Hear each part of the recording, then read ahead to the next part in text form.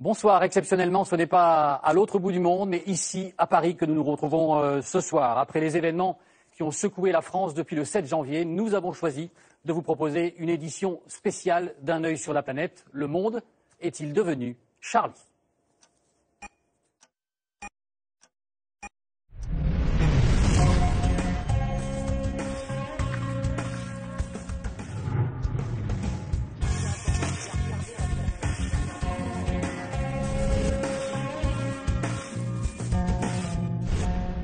Les télévisions du monde entier ont donc débarqué en France il y a 10 jours et chacune à sa manière a raconté cette douloureuse page de notre histoire. Un œil sur la planète va tenter ce soir d'explorer ce que les médias étrangers ont présenté comme le monde de Charlie. Des images, des témoignages et sur ce plateau, des invités. Angela Charlton, elle est correspondante à Paris de l'agence américaine Associated Press.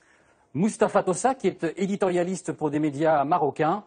Et Pascal Boniface, le directeur de l'Institut de recherche internationale et stratégique. Avec eux, nous parlerons de la France, des enjeux qui se présentent à elle, le terrorisme, la liberté d'expression, avec une question. Peut-on encore aujourd'hui rire de tout ? Mais d'abord, un document. Pendant 6 jours, toute la planète avait les yeux tournés vers Paris, avec nos équipes de reportage et les télévisions du monde entier. Voici Le Monde de Charlie, document signé Sophie Claudet et Gaël Yabeuf. Une marée humaine. Une foule tellement dense que la police renonce un moment à la dénombrer. Sans doute 1,5 million de manifestants à Paris.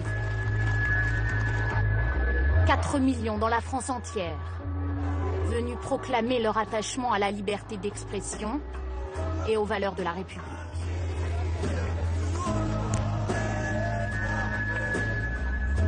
Une mobilisation sans précédent qui nous a valu l'attention des journalistes venus du monde entier. Ce jour-là, Paris sera le centre du monde, le symbole de la liberté face à la barbarie. Des journalistes émus aussi par ce moment historique de fraternité.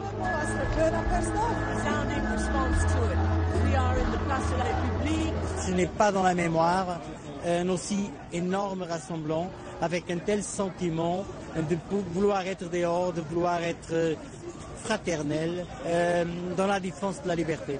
Enfin, les valeurs françaises, quoi. Aujourd'hui, Paris, c'est le cœur du monde entier.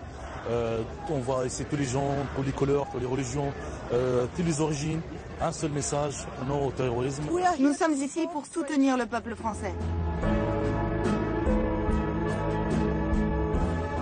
Depuis le premier attentat à la rédaction de Charlie Hebdo le 7 janvier, les médias étrangers suivent l'actualité française, heure par heure.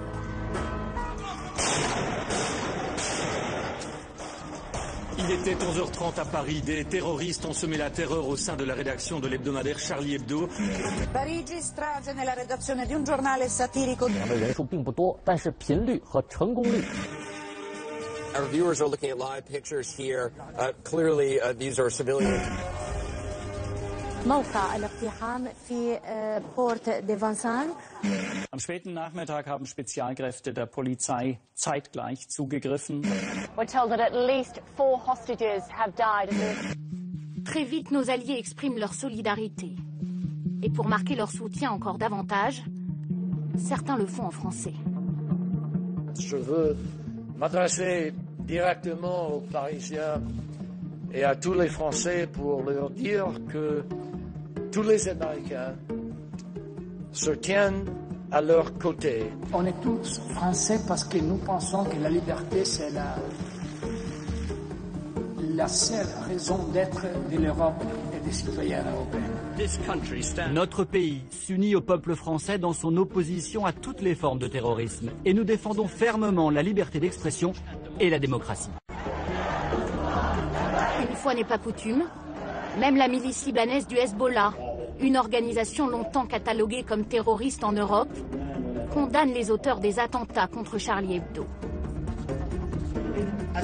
Ces gens ont offensé le prophète, la religion musulmane et le Coran, par leur acte vil, brutal, haineux et inhumain, plus que n'importe quel autre ennemi du prophète, même ceux qui l'ont dessiné.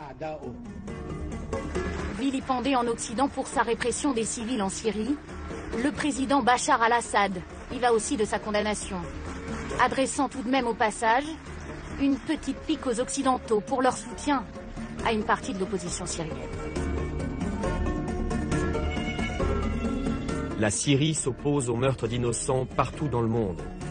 La Syrie a déjà mis en garde les hommes politiques occidentaux contre tout soutien au terrorisme ou contre le fait de leur donner une plateforme politique. Puis le soutien des politiques fait place à des manifestations populaires. De Rio à Moscou, de Sydney à Montréal, en passant par Conakry ou encore Ramallah. Sous toutes les latitudes, les citoyens du monde sont presque tous Charlie.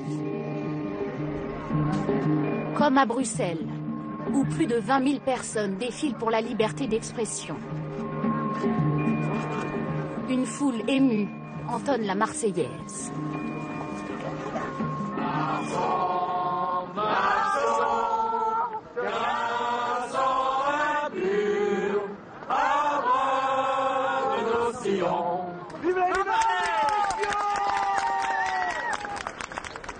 Dans le cortège, le célèbre dessinateur Philippe Geluck est venu en simple citoyen pour soutenir la France et honorer la mémoire de ses amis de Charlie Hebdo. Je voulais être au milieu des miens pour envoyer ce signal fort de la Belgique qui est descendu dans la rue, un signal de fraternité, un signal de deuil envers les familles des victimes, pour dire que voilà, on est frères, on a la même culture, on est tous épris de liberté de penser et nous ne sommes qu'un aujourd'hui. À l'autre bout de la planète, en Inde, ce sont les journalistes qui sont descendus dans les rues de New Delhi. S'ils sont Charlie aussi, les Indiens parlent plus volontiers de la vague terroriste qui a ébranlé la France. Un phénomène qu'ils connaissent aussi dans leur pays. C'est un problème pour tout le monde, chez nous aussi. La question est de savoir comment faire face aux forces religieuses rétrogrades qui cherchent à écraser la démocratie partout dans le monde. La meilleure chose à faire maintenant, c'est que tous les pays s'unissent pour monter une opération contre le terrorisme avec des vrais pouvoirs pour combattre directement cette nouvelle menace. C'est un recueillement très discret à Hong Kong, scène de récentes manifestations en faveur de la démocratie. Alors on s'étonne ici que la liberté d'expression ait pu être menacée en France, la patrie des droits de l'homme. J'ai été choquée. Je n'aurais jamais cru qu'en France, un pays qui est quand même libre, on puisse bafouer la liberté et les droits de l'homme, comme chez nous à Hong Kong. Chez notre voisin allemand, les Charlie étaient près de 10 000 à Berlin. Pancartes, roses et crayons à la main. Tous solidaires de la France. Il faut se battre plus pour la démocratie et les droits de l'homme et montrer notre solidarité. Certains Allemands envient même notre unité nationale, récemment retrouvée. En France, j'ai eu le sentiment que ces événements ont eu une signification très forte pour la nation. On a ressenti que les Français étaient très unis. J'aimerais voir ça en Allemagne. Alors que les peuples se recueillent, entre deux éditions spéciales, les médias tentent de comprendre. Les télévisions américaines multiplient les hypothèses sur les raisons du double attentat, quitte à travestir la réalité, comme sur Fox News, la télé câblée la plus regardée aux États-Unis. Ici, le présentateur interroge un expert en sécurité qui n'hésite pas à parler de zones interdites aux non-musulmans en plein cœur de Paris, carte à l'appui. Je pense que ça choquerait beaucoup d'Américains de savoir qu'à 10 minutes en taxi de la Tour Eiffel, on peut se retrouver en plein Bagdad et qu'on peut croiser des jeunes qui portent des t-shirts à l'effigie de Ben Laden. Les débats de soi-disant experts se succèdent sur différentes chaînes, mêlant approximation et interprétation fantaisiste. Peu d'invités français, pourtant nombreux à vivre outre-Atlantique. Alors l'ambassadeur de France aux États-Unis s'agace et partage sa frustration sur Twitter.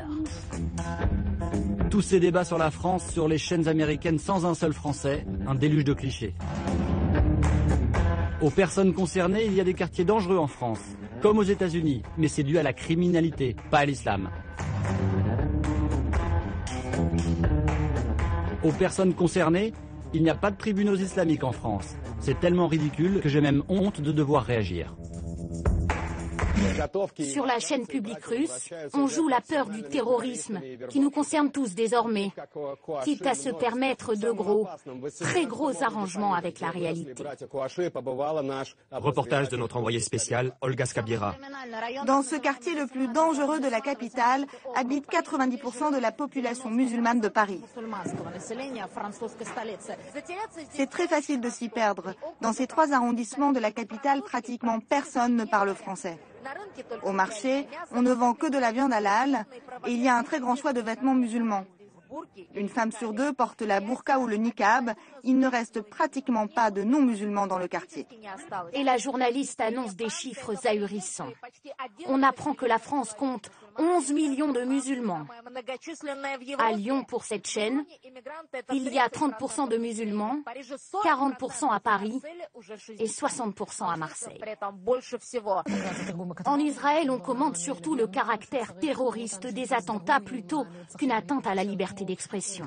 C'est que l'État hébreu se bat régulièrement contre les islamistes du Hamas et s'inquiète de l'organisation de l'État islamique en Syrie et en Irak. Maintenant, que fait la France face à l'islam radical? Que fait l'Europe? Les services de sécurité européens doivent s'adapter à la nouvelle menace. Réaliser que le système européen n'est pas adapté à l'actuelle menace terroriste. Un terrorisme de l'intérieur. Les terroristes ont des nationalités françaises, allemandes, hollandaises, britanniques. Une autre chaîne israélienne met en avant l'antisémitisme qui pousse de jeunes Français à émigrer en Israël et les fait témoigner. Je travaillais avec un musulman, je me suis disputé avec lui, il a pris le couteau, il me l'a mis sous la gorge et il m'a dit « je vais te tuer, sale juif ». J'étais en train de me balader à Strasbourg et quelqu'un m'a agressé avec mon étoile de David. Donc je n'ai plus jamais porté d'étoile de David. Le problème, c'est qu'il y a beaucoup de juifs de France qui minimisent les problèmes là-bas. En se disant qu'il ne va rien se passer, que de toute façon ils sont en sécurité, sauf qu'ils ne le sont pas. Ils ne sont pas en sécurité. Crainte et angoisse aussi sur la télévision pan-arabe Al Jazeera. Le correspondant de la chaîne à Paris s'inquiète du sort qui sera réservé aux musulmans après les attentats et s'effondre en direct.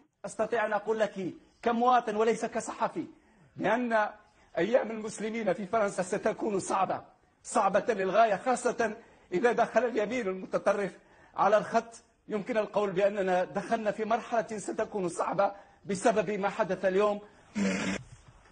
En Allemagne, nos voisins se focalisent davantage sur le renforcement du couple franco-allemand, dont les liens ces derniers temps étaient pour le moins distendus. On sait très bien que le centre de l'Europe politique, c'est l'axe Paris-Berlin. Donc si un attentat touche notre voisin, notre partenaire, la France, ça touche aussi nous. Et je pense que le couple franco-allemand, qui était sur le plan économique pas toujours très uni, on va se rejoindre, on va se rapprocher aussi dans ce sens. Soyons honnêtes. N'a-t-on pas ces derniers mois et ces dernières années regardé la France de haut? Ce voisin malade, faible économiquement, ébranlé politiquement. Mais aujourd'hui, la France a montré ce qu'elle représente. L'esprit citoyen et républicain, la forte conviction de ne pas se laisser intimider ou de céder à la peur. La France a fièrement montré, avec son sens civique et la diversité de sa société, qu'elle reste le pilier indispensable de l'Europe. La France comme pilier, comme exemple. La France à laquelle ont rendu hommage plus d'une cinquantaine de dirigeants étrangers, tous soudés autour de François Hollande.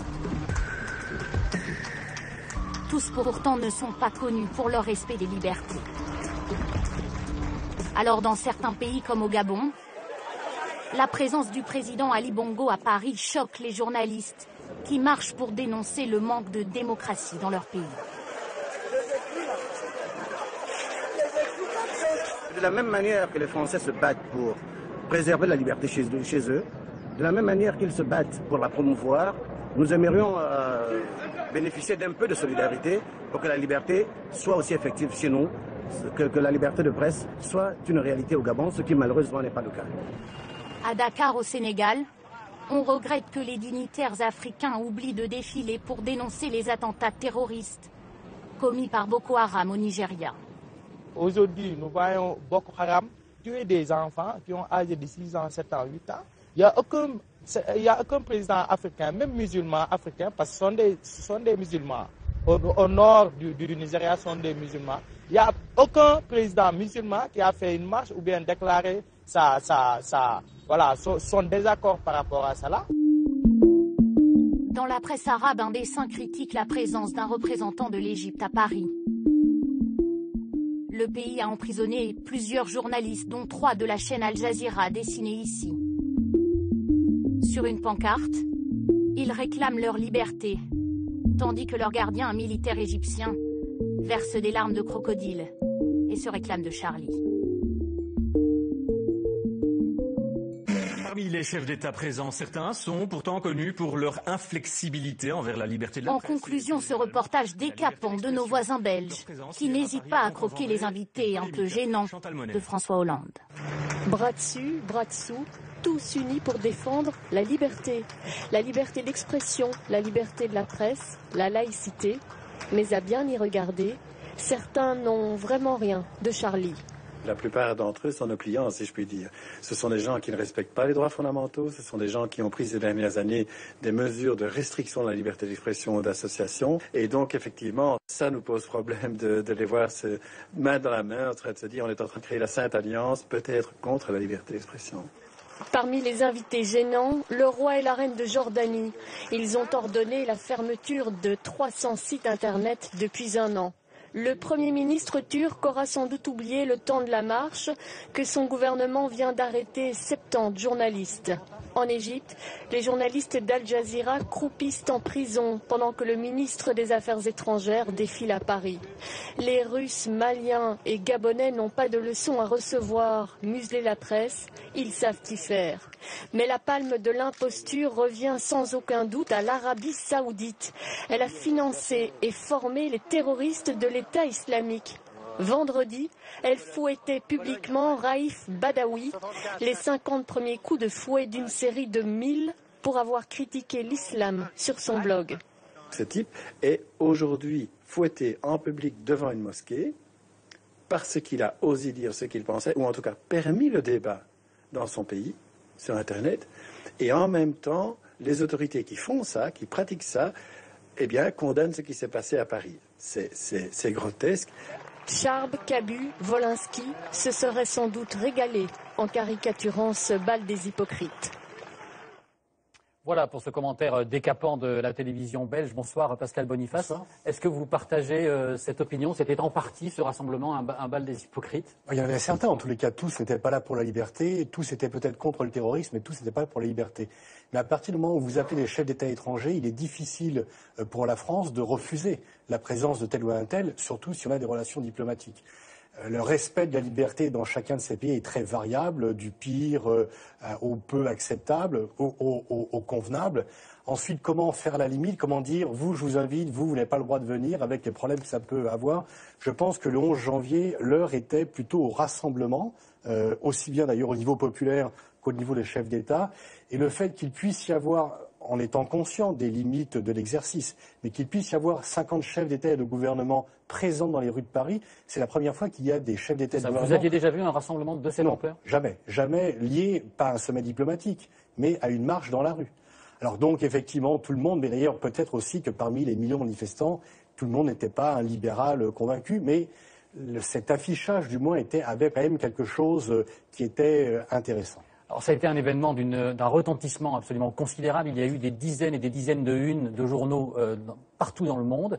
À quoi est-ce que vous l'attribuez? Quel est le symbole qui a payé, en quelque sorte? C'est un mystère, parce que même après le 11 septembre 2001, qui avait aussi fortement choqué et surpris l'opinion et qui avait fait plus de victimes. Il n'y avait pas eu un tel rassemblement. Comment expliquer cette magie? Est-ce que c'est la France? Est-ce que c'est Paris? Non, je crois que c'est aussi l'époque. C'est qu'on se mobilise plus facilement. On a plus le sens de la mondialisation, de la globalisation, que ce qui se passe chez l'un peut également concerner l'autre, que l'émotion a été plus grande parce que les gens s'informent plus, se tiennent plus au courant.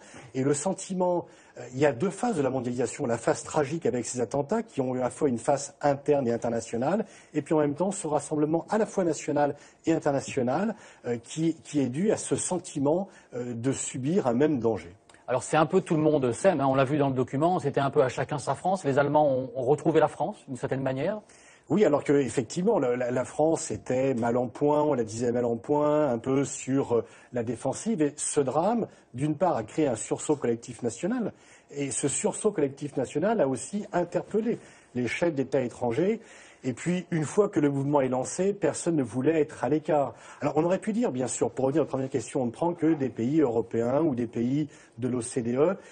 C'était aussi bien qu'il n'y ait pas que des pays européens de l'Union européenne, mais qu'il y ait un rassemblement plus large de l'ensemble des civilisations, même si on sait très bien que la notion de liberté n'est pas la même sur tous les continents. Et est-ce que vous croyez qu'une fois l'émotion passée, ça va changer durablement l'image de notre pays ?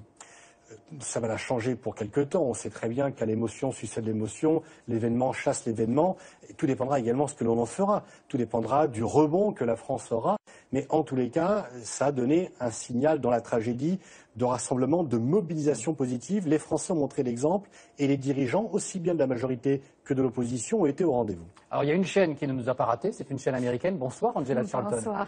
Alors Fox News a vu des zones de non-droit un peu partout. Bagdad était à 10 minutes de la Tour Eiffel. Alors bien évidemment, au-delà de la caricature, éclairez-nous, est-ce que ça véhicule d'une certaine manière une image que la France a aux États-Unis ?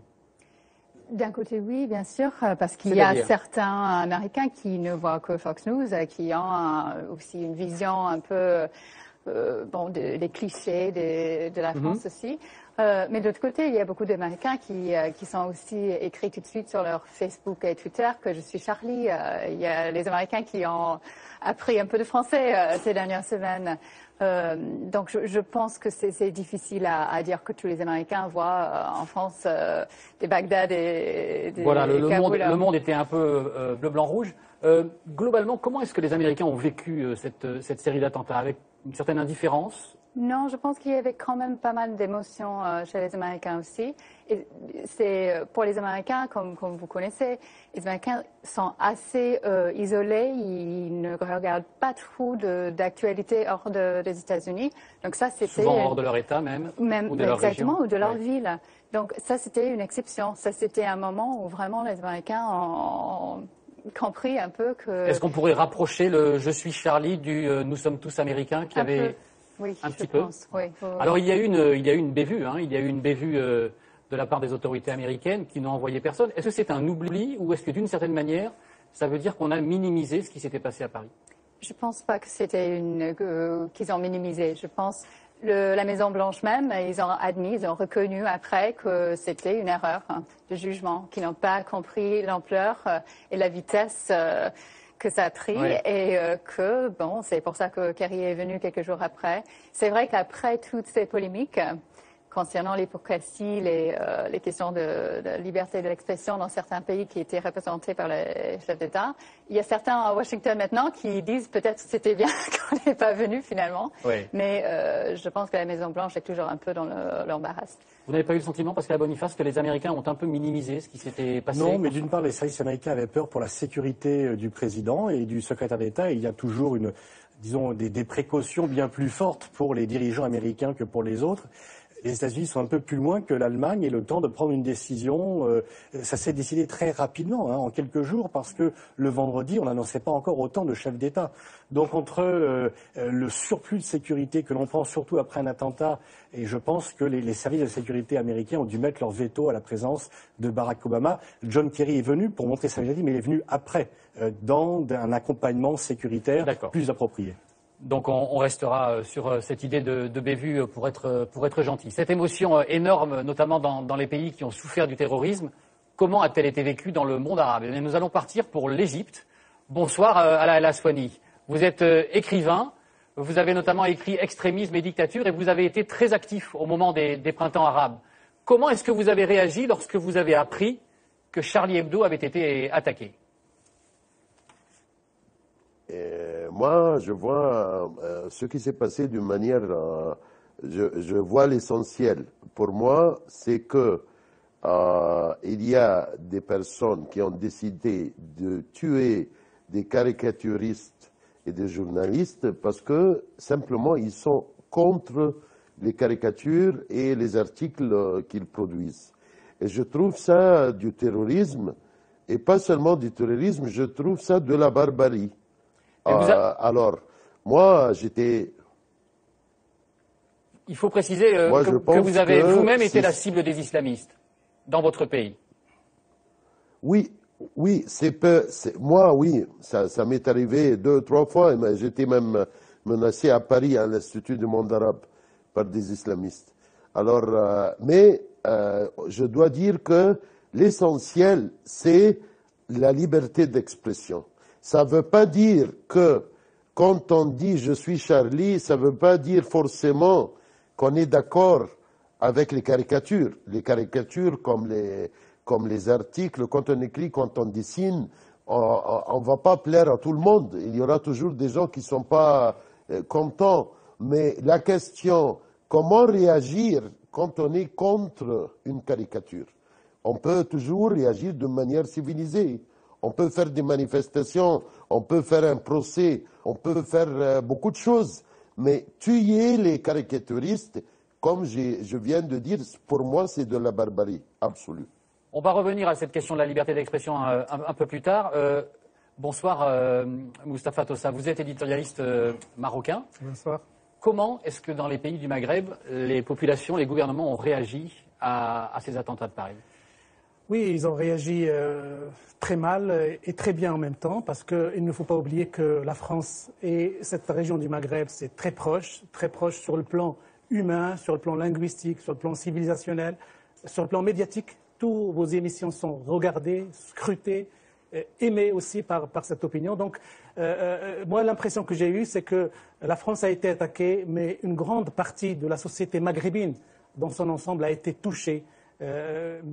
Touchée lourdement dans ce qu'elle chérit le plus, à savoir son désir de liberté. Alors moi, je voudrais revenir juste avec une petite réflexion sur le reportage du début.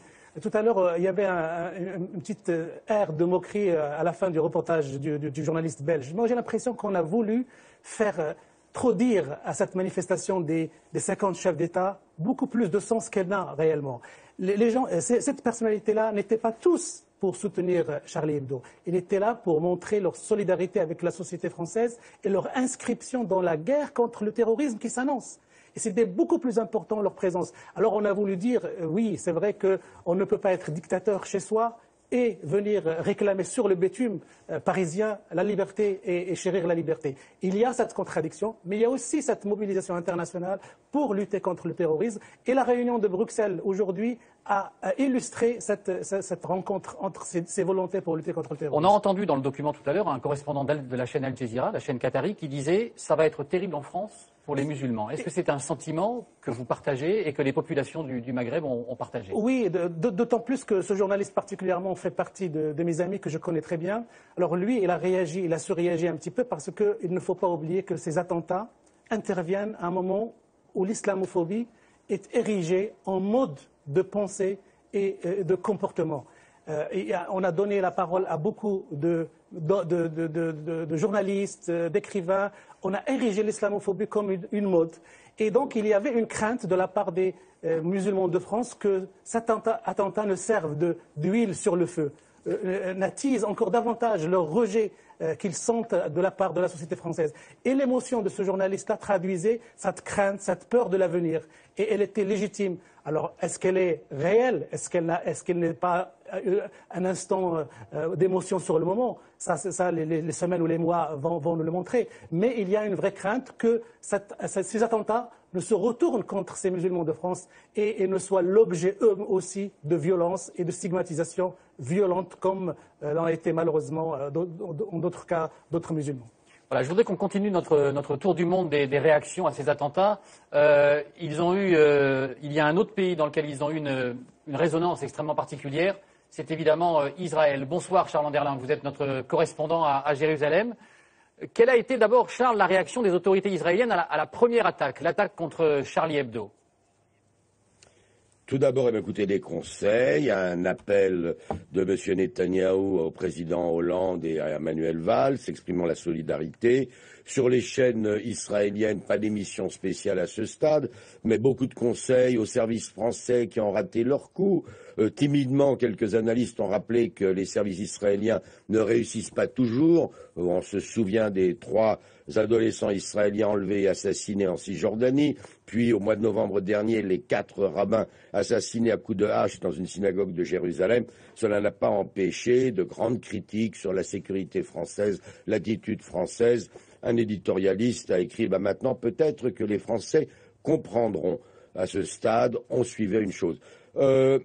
Immédiatement, les jours qui ont suivi, l'intérêt a augmenté en raison de l'importance des réactions en France. La grande manifestation de la République du mercredi soir a énormément intéressé. On a commencé à passer des réactions. Il se passait quelque chose de différent. Vous savez, en Israël, après un grand attentat, les réactions sont plutôt une foule très en colère. Là, tout à coup, on voit des foules calmes, dignes, qui parlent autre chose. On n'a pas entendu, dans les reportages qui venaient de Paris, les cris « mort aux terroristes » ou « mort aux djihadistes ». Au contraire, un grand calme, une grande dignité. Ça a commencé à accrocher un peu le regard des chaînes israéliennes. Et après, on a basculé, évidemment, après l'attaque contre l'épicerie de Vincennes. Les choses ont changé complètement de registre.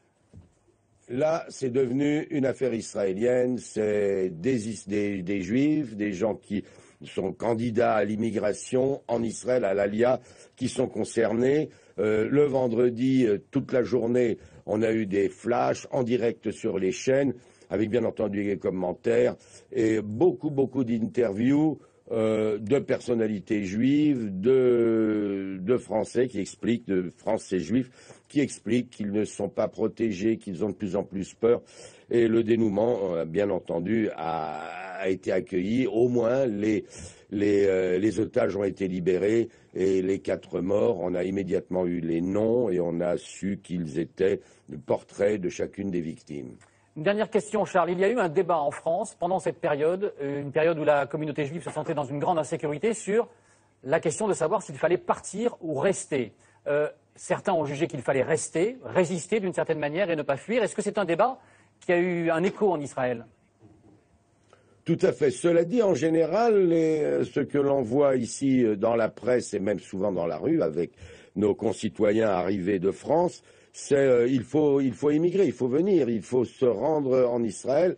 Vous avez vu des extraits d'un reportage dans le sujet de Sophie Claudet qui nous a montré des jeunes Français récemment arrivés qui expliquent qu'il faut venir, on a tous eu des incidents antisémites.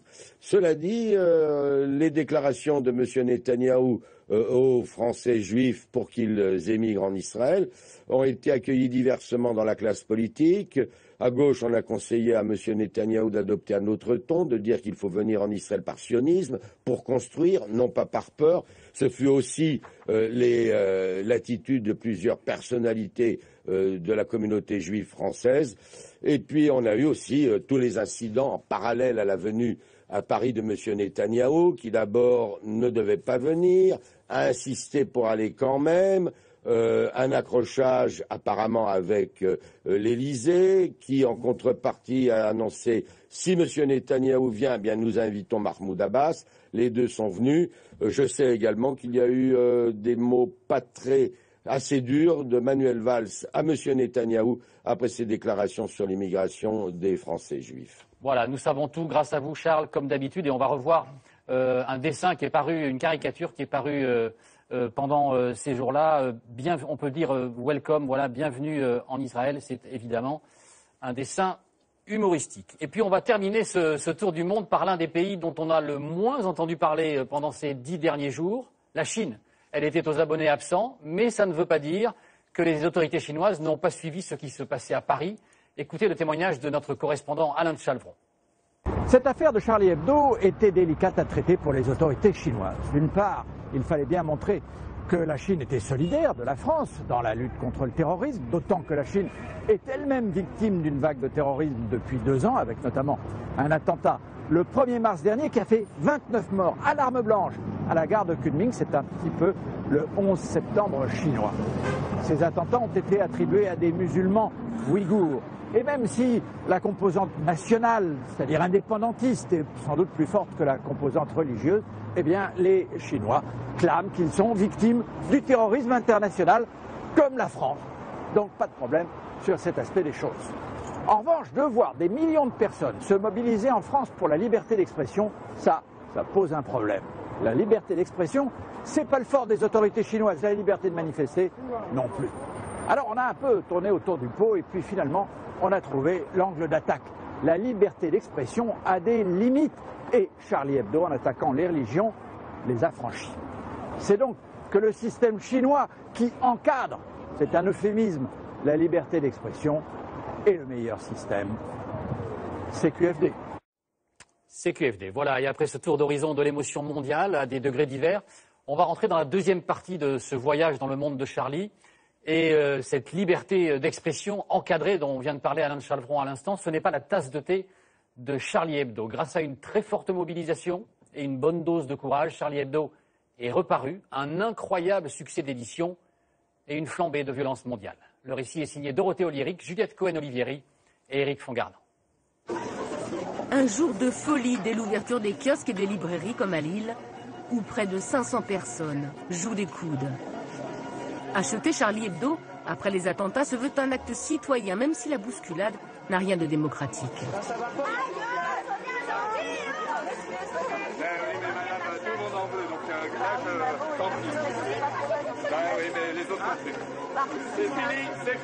L'objectif, c'est de sortir avec son Charlie.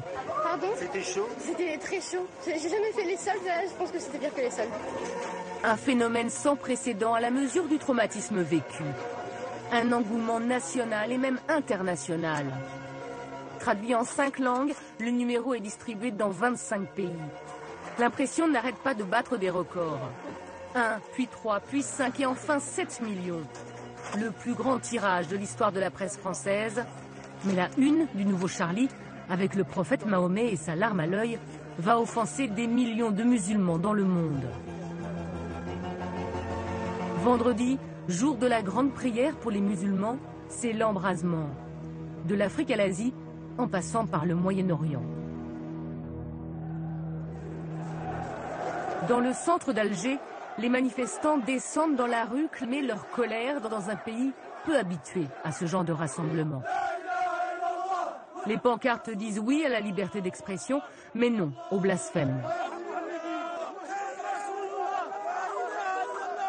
Nous condamnons la publication des caricatures. C'est une humiliation pour notre prophète.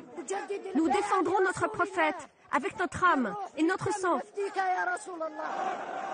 Les forces de l'ordre ont bien du mal à contenir les débordements.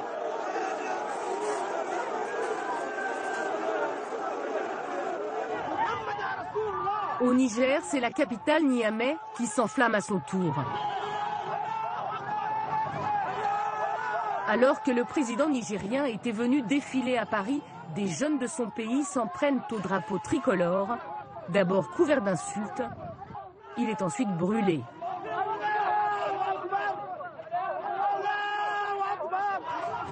Les groupes ciblent les symboles français, comme cette marque de téléphonie implantée au Niger. Ou encore des commerces tenus par les chrétiens. Une jeunesse pauvre et désœuvrée se défoule dans le pillage. Et les lieux de culte ne sont pas épargnés. En 2 jours, une dizaine d'églises chrétiennes sont incendiées. Les plus jeunes déchirent les livres saints devant les caméras. Des violences qui ont fait 10 morts et plus de 50 blessés. Un climat d'insécurité tel que l'ambassade de France a demandé à ses ressortissants de ne plus sortir de chez eux.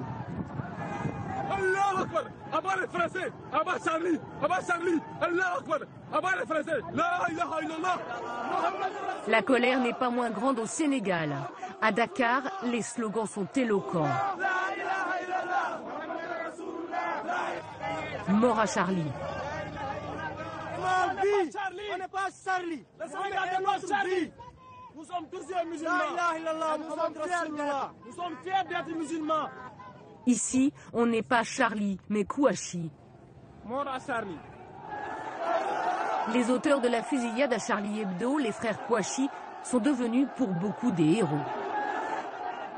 Les journaux sont nombreux au Sénégal, mais Charlie Hebdo est interdit à la vente. Pour ces musulmans aussi, le blasphème est un crime. Et les conséquences pourraient être catastrophiques. Je pense qu'il faut éviter la guerre des religions. Ça va être fatal, ça va être catastrophique pour le monde entier. Et cela mène droit vers une guerre de religion. Les musulmans ne pourront plus supporter que leurs symboles soient profanés, que leurs symboles soient caricaturés de cette manière-là. Manifestation pacifique en Somalie, où les femmes défilent dans le centre de Mogadiscio. Je suis musulmane, c'est leur message. Et une manière aussi de dire qu'elles ne sont pas Charlie. Les hommes, eux, marchent de leur côté. Le Liban, en apparence loin du tumulte, et pourtant l'onde de choc est arrivée jusqu'à Beyrouth. Pour les autorités religieuses, la publication de nouvelles caricatures est bien un blasphème. Publier de nouvelles caricatures est une provocation, un affront pour 1,7 milliard de musulmans dans le monde. En Tchétchénie, une marée humaine défile à Grozny. Des centaines de milliers de personnes dans cette république majoritairement musulmane. Ils dénoncent les caricatures du prophète. Le président tchétchène qualifie la une de Charlie Hebdo de vulgaire et immorale. Honte au magazine français. Charlie Hebdo est conspué par la foule. Les Pakistanais sont descendus dans toutes les grandes villes du pays. L'unité affichée par les dirigeants occidentaux qui ont dit « Nous sommes Charlie », cela signifie pour nous une déclaration de guerre contre l'islam. L'homme est acclamé. La colère monte. Chacun foule aux pieds le drapeau tricolore. Le mépris pour vengeance. Et avec les enfants propulsés au premier rang.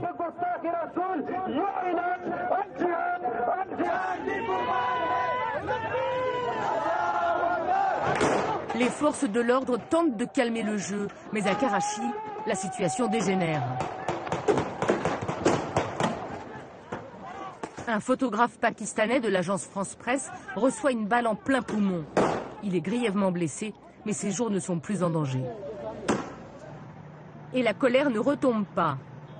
Devant le consulat de France à Karachi, on s'en prend symboliquement à l'effigie de François Hollande.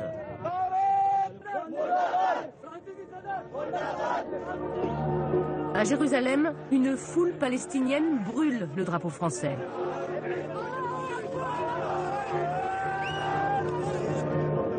En Turquie, une affiche célèbre les frères Kouachi avec la bombe atomique derrière la tour Eiffel. En Jordanie, la police affronte les manifestants anti-Charlie.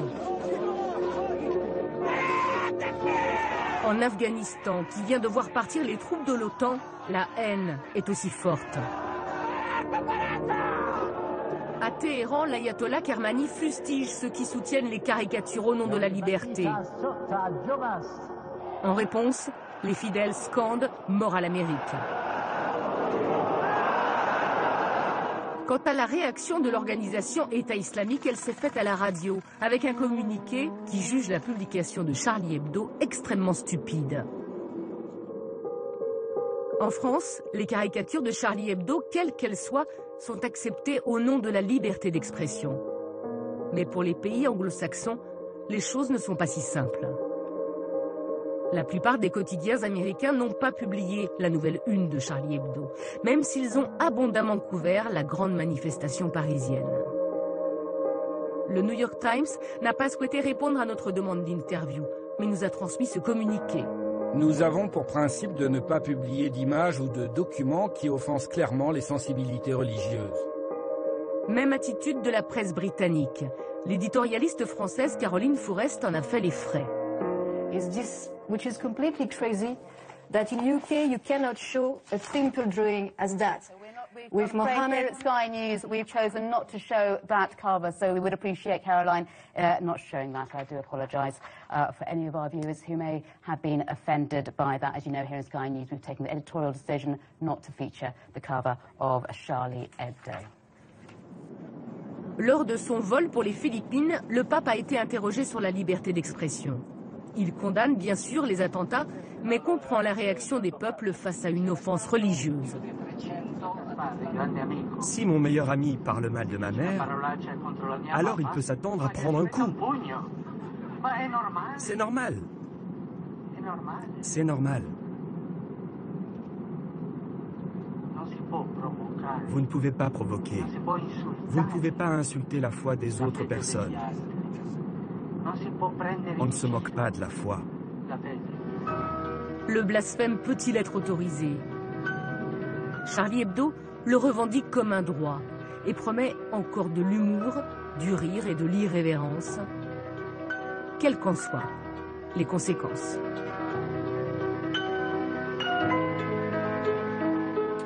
Voilà pour ce deuxième document. Mustapha Tossa, on a besoin que vous nous éclairiez. Les gens qui manifestent, est-ce que ce sont des radicaux? Est-ce que c'est la population? Bon, il faut dire d'abord que les manifestations les plus violentes n'ont pas eu lieu, heureusement, au Maghreb, à part quelques échauffourées en Algérie. La rue marocaine et la rue tunisienne et mauritanienne étaient calmes. Donc on a vu les manifestations les plus violentes, c'était en Afrique et en Asie. Alors moi j'ai l'impression qu'il y a un certain nombre d'agitateurs et d'extrémistes qui utilisent cette affaire de Charlie Hebdo comme un argument pour se retrouver un peu de main-d'œuvre et de ressources humaines.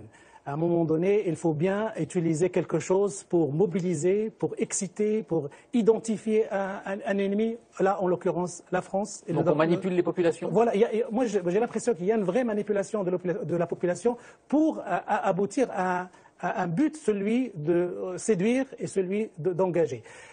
Bien sûr, les pays du Maghreb ont réagi. Il faut d'abord dire qu'après la publication de ce numéro de Charlie Hebdo, c'est devenu une affaire dans l'affaire. On ne parle plus de l'attentat, on parle de ce numéro-là. Et ce numéro-là a été interdit dans tout le monde arabe, je crois, à l'exception du journal libanais Al-Akhbar, dans tout le monde arabe ça a été interdit. Le Maroc, et notamment le ministre marocain de la communication, est allé jusqu'à interdire de diffusion, même les journaux qui ont repris Charlie Hebdo, non seulement Charlie Hebdo. Donc il y a une réponse juridique à cette publication. Expliquez-nous, qu'est-ce qui choque? Est-ce que c'est la représentation du prophète?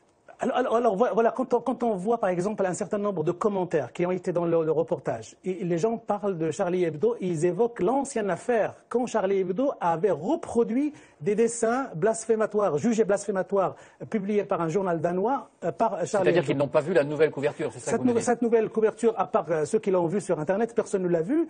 Et moi, si vous me posez la question, qu'est-ce qu'il y a de choquant dans cette une? Moi, je ne trouve rien de choquant. Mais je peux comprendre que quelqu'un qui est extrêmement, j'allais dire, religieux, puisse trouver ça choquant. Mais de là à aller interdire, soit utiliser la violence pour faire taire un caricaturiste ou un dessinateur, il y a un monde.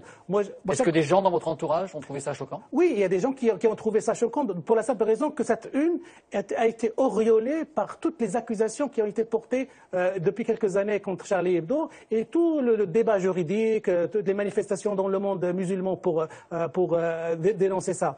Mais moi je trouve que, si vous voulez mon point de vue, je trouve que les musulmans ne doivent pas réagir comme des taureaux à qui, devant les cornes de qui on montre un chiffon rouge, et dès qu'il y a le chiffon rouge qu'on montre, tout le monde fonce.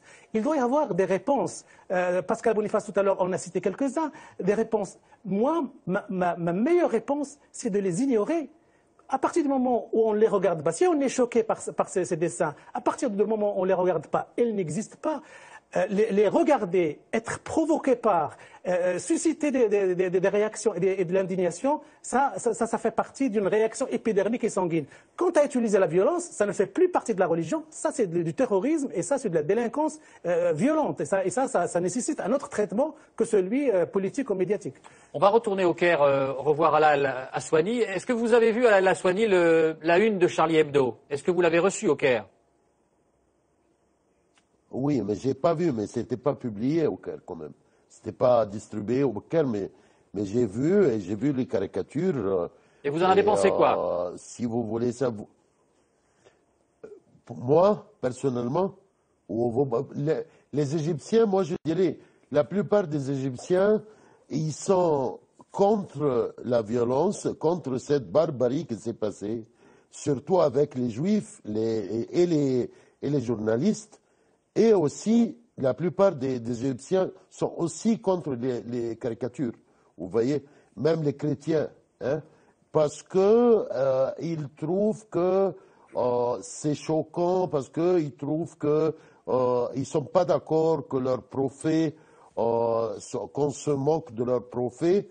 Et en lisant, j'ai trouvé une opinion très intéressante d'un historien israélien qui travaille à l'université de Tel Aviv, Dr Shlomo Sand, qui a écrit en disant que il est contre le terrorisme, ça c'est normal, mais il est aussi contre les caricatures.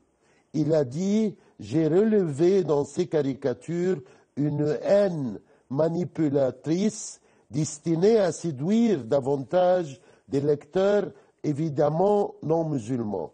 Ouais. Le dessin de Mohammed coiffé d'un turban flanqué d'une grenade, ce n'était pas une caricature contre les islamistes, mais une assimilation stupide de l'islam à la terreur. C'est comme si l'on identifiait le judaïsme avec l'argent. C'est M. Shlomo Sand, l'historien, l'université de Tel Aviv. Alors, moi, je pense qu'on a toujours le droit de ne pas aimer les dessins, d'être choqué. Mais on peut tout montrer. On doit toujours suivre. Et on doit toujours suivre les moyens civilisés, démocratiques, pour s'exprimer. Voilà. Pascal Boniface, on est passé du drapeau qui flottait sur la place de la République, du drapeau français, au drapeau français brûlé dans les rues de Niamey. Qu'est-ce que le drapeau français? C'est pas non plus. Qu'est-ce que ça vous inspire, ce basculement? C'est pas réellement un basculement dans la mesure où ce n'est pas tout le monde musulman qui s'est levé. Et je crois qu'il faut distinguer là-dedans ceux qui avaient aussi un agenda de politique intérieure, parce qu'il y a des pays dans lesquels il est interdit de manifester. Et donc on a pris le prétexte de la religion pour contester le pouvoir, pour s'exprimer alors que c'est interdit auparavant. Et puis il faut distinguer les manifestations qui se sont faites pacifiques, c'est une expression finalement de la violence, bien sûr. Et la violence, c'est bien sûr condamnable, plus gênante. Mais finalement, les actes violents, la flambée de violence qui a eu lieu n'a pas été une flambée généralisée. Elle a été moins forte que la mobilisation en soutien à la France dimanche dernier. Il faut le voir. Le problème, c'est que on vit dans le même monde, mais qu'on n'a pas le même sens du sacré. Il y a 15 ou 20 ans, ce type de caricature serait resté ignoré du reste du monde. Aussi bien celle publiée en 2006, il y a 20 ans, qu'un journal danois publie des caricatures de Mahomet aurait été ignoré du reste du monde. Mais à l'heure des télévisions, des réseaux sociaux, tout le monde sait tout, et même si le journal n'est pas distribué, on sait ce qu'il y a dedans. Mais je crois qu'il faut quand même relativiser ces manifestations qui n'ont pas été aussi massives que cela. Sur ce droit à caricaturer tout et n'importe quoi, à tout instant, je voudrais avoir votre conviction personnelle. Est-ce que vous pensez, parce que l'époque évolue, qu'il faudrait instaurer le 8 mai et accepter aussi, de temps en temps... Il y a des lois de chaque pays, il y a des choses... Je parle de la France. Il y a des choses qui sont interdites en France. Il y a des choses, la liberté d'expression est encadrée par des lois sur le racisme, sur la diffamation. Vous ne pouvez pas dire tout ce que vous pensez ou tout ce que vous voulez. Il y a quand même des lois très précises qui encadrent la liberté d'expression. Elle n'est pas totale. Le problème, c'est ce qui est permis en France n'est pas permis dans d'autres pays, mais ce qui est permis en France est vu dans d'autres pays. Oui. J'insiste un tout petit peu. Votre conviction personnelle, est-ce que c'est bien malin que Charlie Hebdo ait rediffusé une caricature du prophète Mahomet? Après l'attentat, on pouvait s'attendre à ce qu'il le fasse, parce que sinon on serait dit que, comme l'attentat a été commis à cause de cela, on aurait dit que c'était quand même difficile de ne pas le faire. Il faudra voir ensuite, il y a aussi un principe de liberté, puis après il y a un principe de responsabilité. Donc il faudra voir les prochaines unes de Charlie Hebdo. Vous jugez que de temps en temps, ils peuvent basculer dans l'irresponsabilité? Il ne faudrait pas qu'ils multiplient ce type de couverture par la suite. Là, ils ont marqué le coup suite à l'attentat, ce qui peut être compréhensible. S'ils poursuivaient dans la même veine de façon, disons, systématique ou répétée, ça serait effectivement... Et la France redevient une cible, vous pensez? En fait, ce que les gens ne comprennent pas, c'est que l'État français n'y est pour rien. on fait une assimilation entre l'État français. Il faudrait aussi expliquer que Charlie Hebdo, c'est Charlie Hebdo, et que même, bien sûr, s'il y a une mobilisation générale autour de Charlie le 11 janvier, c'est un journal qui ne représente pas l'État français. Mais disons que comme Charlie Hebdo était au cœur de la France la semaine dernière, vu de l'étranger, ça représente la France dans son ensemble et non pas la distinction entre un journal parmi d'autres. Alors, pour comprendre sur cette question de la liberté d'expression, pourquoi la situation française est assez spécifique, je vous propose de regarder deux cartes, en fait. La première, elle rend compte, ce sont toutes les deux des cartes établies par Reporters sans frontières, l'association. La première, elle rend compte de l'état de la liberté d'expression dans le monde. Alors, ça va du noir, les pays où elle n'est pas respectée, au blanc, par exemple le Canada, les pays en quelque sorte modèles, vous le voyez sans doute, la France est en jaune, donc plutôt bien classée. Et puis, si l'on regarde une deuxième carte, celle des pays où le blasphème est illégal, eh bien on se rend compte que ça peut tout à fait concerner des pays qui n'ont absolument aucun problème avec la liberté d'expression. C'est par exemple le cas de l'Italie ou de l'Allemagne. Et on le voit bien sur cette carte aussi, ça ne concerne pas non plus les États-Unis, Angela, où le blasphème n'est pas interdit par la loi, et pourtant, aucun journal n'a diffusé, peut-être à l'exception du Wall Street Journal, n'a diffusé les caricatures. Pourquoi? Effectivement, notre premier amendement de la Constitution garantit liberté de l'expression. À la fois, ça garantit aussi liberté de religion. Et les Américains sont quand même attachés à leur religion, à cette idée de liberté de religion. Et ça ne se manifeste pas dans les lois. Il n'y a pas une loi qui dit que c'est pas que le discours de la haine est illégal ou qu'on ne peut pas publier les caricatures. Mais par contre, il y a les règles internes des rédactions qui sont souvent contre ces publications. Notre agence, par exemple, ils ont choisi de ne pas publier les images du dernier Charlie Hebdo. On a décrit un peu dans le papier, presse écrite, mais on n'a pas publié les images, ni dans notre service photo, ni dans le service vidéo. Mais est-ce que c'est parce que ça touche aux religieux et qu'aux États-Unis, le religieux, on n'y touche pas? C'est un peu plus compliqué que ça. On ne parle pas du tout des religions eux-mêmes, c'est plutôt l'idée que ça peut provoquer l'haine. On ne veut pas faire ça gratuitement. Si ce n'est pas nécessaire, on ne fait pas ça. Il y avait quand même les gens, chaque fois qu'il y a un cas comme ça, il y a une discussion. Il y a toujours une discussion à la rédaction, chez nous aussi, mais chez les autres rédactions aussi. Le Washington Post, par exemple, ils ont publié, ils ont accusé un peu les autres d'autocensure.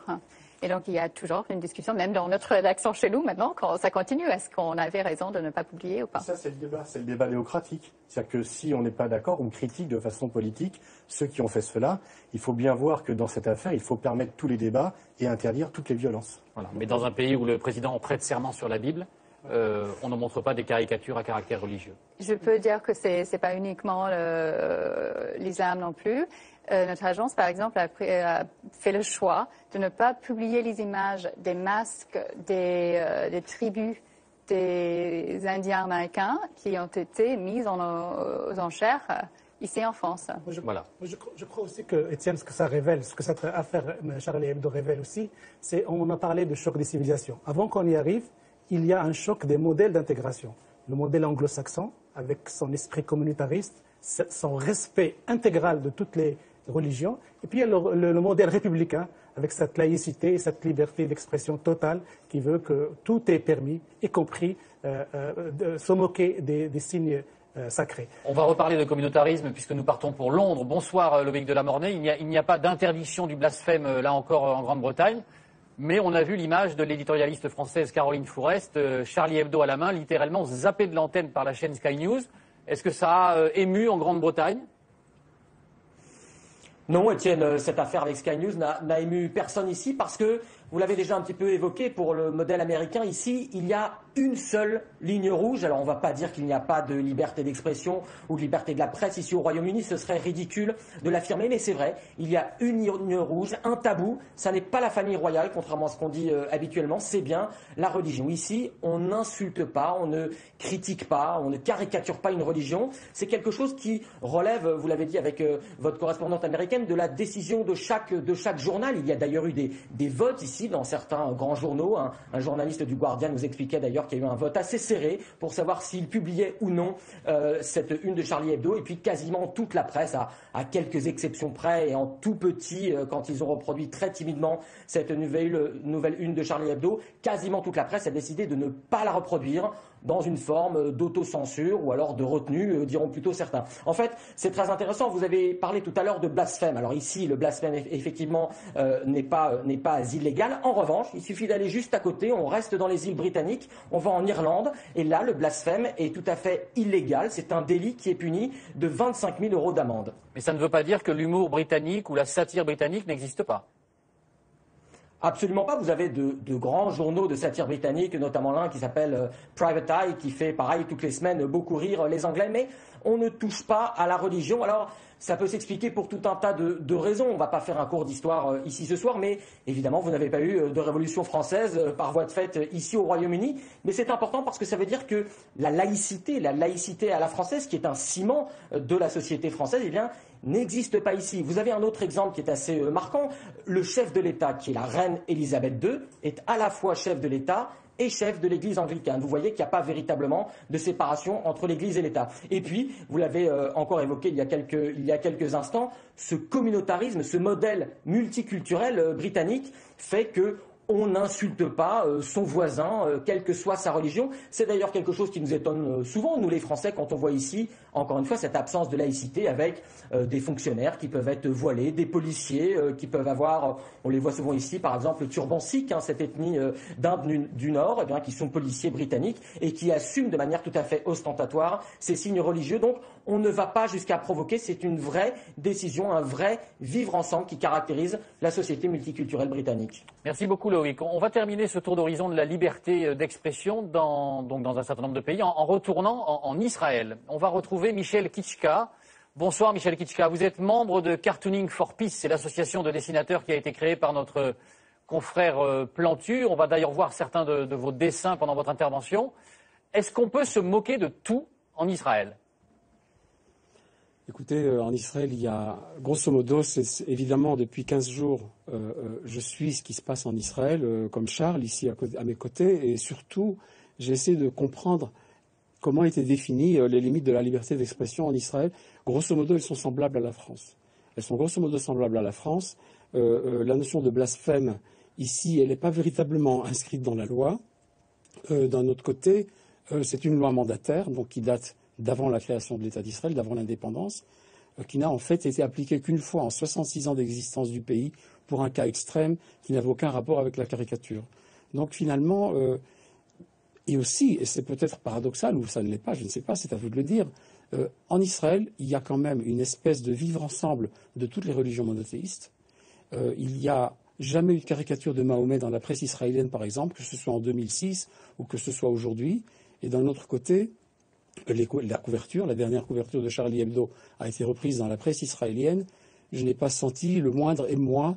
Et effectivement, les images que vous avez montrées de Palestiniens brûlant le drapeau français et Charlie Hebdo, c'était sur le mont du Temple. Donc c'est vraiment un endroit. Oui. Est-ce qu'il y a des tabous ? Est-ce qu'il y a des tabous ? Est-ce qu'il y a des choses que vous interdisez de caricaturer ou de dessiner ? Écoutez, j'aimerais bien, avant de parler d'une manière générale des tabous, j'aimerais quand même revenir à une chose que Pascal Boniface a dit. On est en train de voir vos dessins à l'antenne. D'accord. Moi, je ne les vois pas, mais OK. Que Charlie Hebdo n'est pas la France. Et ce qu'il faut comprendre dans la spécificité de Charlie Hebdo, et c'est ce que je fais en Israël depuis bientôt 15 jours, c'est d'expliquer à travers des articles et des interventions sur tous les médias, d'expliquer la spécificité de Charlie Hebdo, qui est d'abord un journal satirique. Ce n'est pas la presse générale, ce n'est pas la grande presse. C'est un journal, je ne sais pas si on peut l'appeler confidentiel, mais c'est quand même grosso modo 50 000 exemplaires pour un pays de 66 millions d'habitants. C'est un journal qu'on achète uniquement si on veut l'acheter, qu'on ne lit que si on veut le lire. Et finalement, je pense qu'il est quelque part le symbole de la liberté d'expression de toute la presse d'une manière générale. Les dessins de Charlie Hebdo sont impubliables dans quelque autre journal français de grande distribution. C'est une chose qu'en Israël, on ne sait pas. Donc c'est une chose que j'explique, parce que nous n'avons pas ici, et je le regrette, de presse satirique en Israël. Charlie Hebdo ne pourrait pas exister en Israël. J'ai pas dit ça, j'ai dit que jusqu'à présent, ça n'existe pas. Il pourrait tout à fait exister, il n'y a absolument aucun problème. Et donc je reviens sur les tabous, Michel Kiska, parce que je pense que c'est Oui. très intéressant. Est-ce qu'il y a des choses que vous interdisez de dessiner? Écoutez, je ne peux pas dire qu'il y a des choses que je m'interdis de dessiner. Regardez, je dessine des choses qui ont trait, par exemple, aux religions, quand il est question de l'intrusion de la religion et de la politique. Par exemple, nous avons des orthodoxes ici en Israël, des partis orthodoxes, Ashkénazes et séfarades, représentés à la Knesset, qui ont un agenda qui est le leur, qu'on peut appeler religieux politique en même temps. Alors, quand je fais des dessins pour critiquer ce qui se passe à l'intérieur des partis, c'est uniquement pour des raisons politiques. Ce n'est pas pour des raisons religieuses. Je n'attaque pas le judaïsme, je suis un juif laïque, mais je n'attaque pas le judaïsme, je n'attaque pas l'islam, je n'attaque pas le christianisme, mais par exemple, on fait des dessins sur le pape, on fait des dessins sur tout ce qui se passe à partir du moment où ça intervient dans la vie politique, dans la vie sociale d'un pays. Est-ce que des périodes aussi difficiles France, pour Israël que la période de la Shoah, par exemple, est-ce que ce sont des choses sur lesquelles vous vous interdisez de dessiner? Non, c'est-à-dire on s'interdit d'ironiser sur la Shoah. On ne s'interdit pas de dessiner sur la Shoah, parce que nous sommes dans une ère où il y a une montée de l'antisémitisme qui, dans certains pays, est absolument assimilée à l'antisionisme. On est dans une ère où le négationnisme n'est pas condamné partout. Il y a des pays où c'est interdit, comme la France. Il y a des pays où ça ne l'est pas. Et finalement, il faut bien réagir à ça. Il y a eu en Iran, et ça, il faut que je le rappelle, après l'affaire des caricatures de Mahomet en 2006, dont on a parlé longuement ici dans l'émission, il y a eu un concours organisé à Téhéran par le plus grand quotidien iranien de caricatures qui se moquent de la Shoah. Donc, on est bien obligé de réagir à tout ce qui se passe. Et finalement, on ne peut pas éviter de dessiner sur la Shoah, mais moi je le fais pour la défendre. Bien sûr. Je le fais pour ridiculiser les négationnistes. Au maximum que je peux, je le fais. Vous connaissiez, ce sera ma dernière question, vous connaissiez les dessinateurs de Charlie Hebdo qui ont été assassinés. Vous restez, vous continuez, vous persistez en disant on peut absolument tout montrer, tout caricaturer. La une de Charlie Hebdo, la dernière une de Charlie Hebdo, c'était une bonne idée? Je pense qu'un journal satirique, dans un pays démocratique, a tous les droits. Et je pense qu'ils prennent ce droit et ils le défendent de la meilleure manière qu'ils le peuvent. Je pense évidemment que la dernière couverture était absolument inévitable. Et j'ai passé une partie de mon temps à l'expliquer aux Israéliens. Parce que finalement, pour quelqu'un qui n'a pas le sens de l'humour, les manifestants qui manifestent contre Charlie Hebdo n'ont pas le sens de l'humour, la couverture dit... Pardon, regardez, il est écrit Charlie Hebdo. En dessous, il est marqué journal irresponsable. Ils annoncent la couleur et c'est écrit blanc sur rouge. Ensuite, il est marqué tout est pardonné. Mais évidemment que rien n'est pardonné. Évidemment que rien et ne pourra jamais être pardonné de ce qui vient de se faire. Et en plus, quelqu'un qu'on dit être Mahomet, moi je ne sais pas, je n'ai jamais vu son visage, disons que c'est Mahomet. Il tient, je suis Charlie, mais évidemment qu'il n'est pas Charlie. Et évidemment qu'il ne verse pas une larme. Alors si on n'est pas capable de lire un journal satirique en le prenant au second degré, alors évidemment, vous savez, il y a toujours des gens qui chercheront à être offensés par tout et par n'importe quoi. Alors je pense qu'il faut défendre la liberté d'expression, la liberté de la presse. Vous savez, parce que finalement, à partir du moment où on lâche du terrain, c'est la liberté de penser qui va être en danger. Merci beaucoup, Michel Kiska. C'est moi qui vous remercie. Merci infiniment. Et avant justement de conclure cette introspection dans ce que nous avons appelé le monde de Charlie, je vous propose de faire un rapide cours d'histoire pour voir comment cette ironie française, si spécifique, a évolué avec le temps et aussi avec les interdits. L'histoire est racontée par Anne Guéry. Une poire pour contourner la censure. 1831, le roi Louis-Philippe interdit qu'on le dessine alors. Il devient l'homme à la tête de poire sous la plume d'un caricaturiste, Honoré Dauny. Pour Pour avoir croqué le souverain en Gargantua, volant l'argent du peuple, Daumier est jeté en prison, 6 mois. C'est à cette époque, dans la Résistance, que la caricature gagne ses lettres de noblesse. Dans le sillage de la Révolution, la France de la Belle Époque dénonce l'emprise de l'Église sur la société avec l'assiette au beurre. 1901, un travailleur botte le derrière d'un Jésus au pied de la croix. On les appelle les bouffeurs de curés. Certains changent même les paroles de la Marseillaise pour la cause de l'anticléricalisme.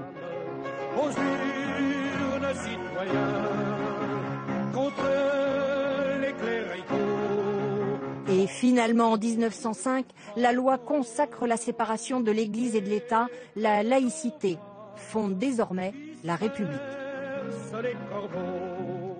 Et dans la République, quel que soit le tragique des événements, une tradition s'enracine dès 1915 avec le Canard enchaîné, rire de tout.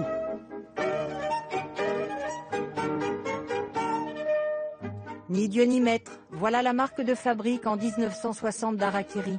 Journal satirique bête et méchant, sans tabou, tendance anticléricale, grivois. La mort du général de Gaulle en 69, cela donne balle tragique à Colombey en une. C'est la fin d'Harakiri, mais il renaît sous le nom de Charlie Hebdo. On prend les mêmes et on recommence. 68 est passé par là, il est interdit d'interdire. Charlie Hebdo, c'est alors l'insolence en toute liberté, ce qui fait dire à Cabu en 1981. L'Église est moins présente, l'armée c'est le dernier tabou, je crois. Dans les années 70-80, on s'autorise à rire de tout et de tous. Et puis qu'est-ce que c'est que c'est le Portugais qui vient retirer le pain de la bouche à nos Arabes? Rire du racisme, avec Coluche. J'ai pris le parti de rire systématiquement de tout ce qui n'est pas drôle. Comme disait Himmler en quittant Auschwitz pour aller visiter la Hollande, on ne peut pas être à la fois au four et au moulin. Rire de l'antisémitisme et du nazisme avec des proches. Vous ne moquez pas d'Himmler. Je peux revenir. Ça mange les allocations, ça paye les bananes, ça paye mes copains. Ah, tu vas trop loin là, dis donc, Cohen, hein. Ce que je comprends, moi, Cohen, c'est qu'en 45, les Boches, ils auraient pu finir le boulot, Cohen. Quoi? Rire de tous les intolérants, avec Elie Semoun et Dieudonné. Des chimpanzés, là, qui courent partout dans la résidence. Ils sont numérotés, non? On rit et puis vient le temps des crispations. Des intégristes catholiques d'abord. Contre le film Je vous salue Marie. Ce film est un blasphème. Contre La dernière tentation du Christ de Scorsese. Un cinéma incendié. Des manifestations contre une pièce de théâtre, Golgotha Picnic, et des politiques qui s'inquiètent. Se moquer des religions, je trouve que c'est un peu délicat. Ça peut se terminer avec des voitures piégées, vous voyez. Et puis des fanatiques musulmans contre cette chanson.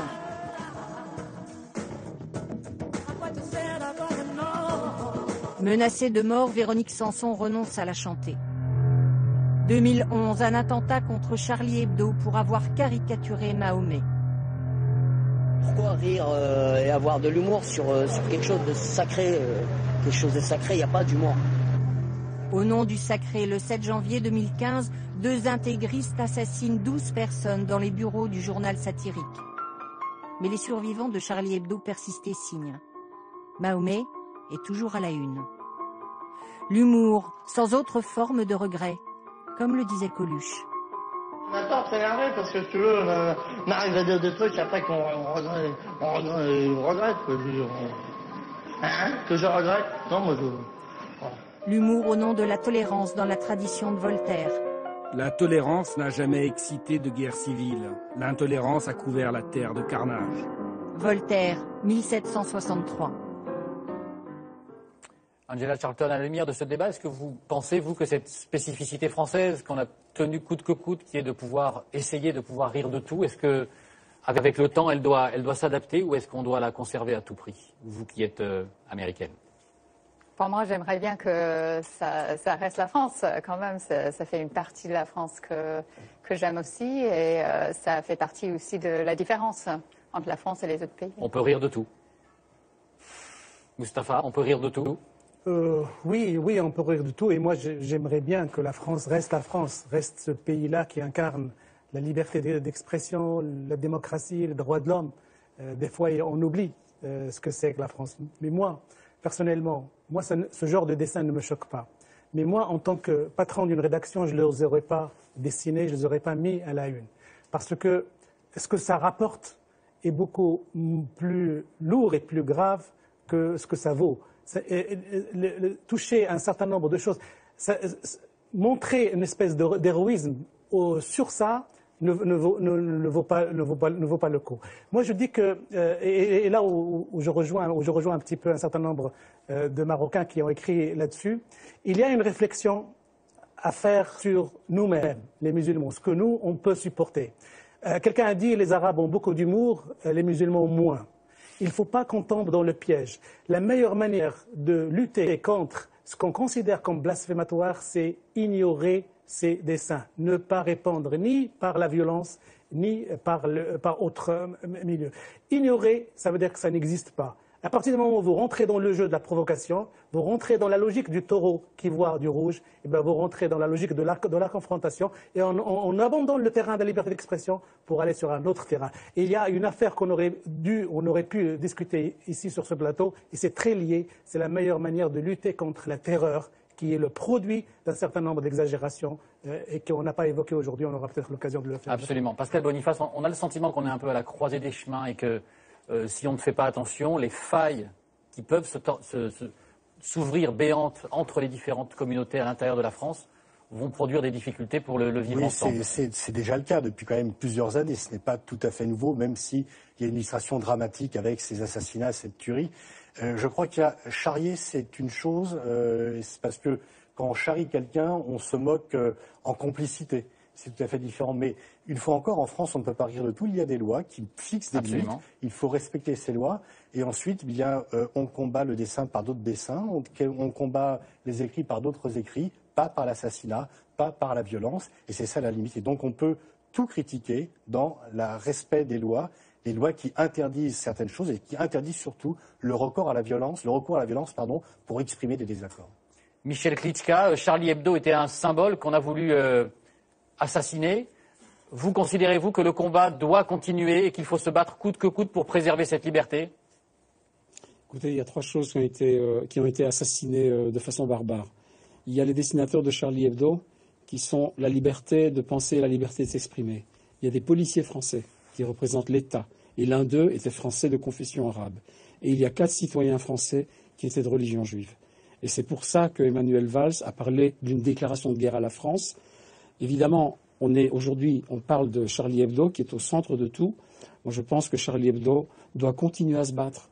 Je suis solidaire de ce qu'ils font. Et je pense qu'un journal satirique, si une démocratie n'est pas capable de supporter la présence d'un journal satirique qui a un petit tirage, ça veut dire que la démocratie est malade.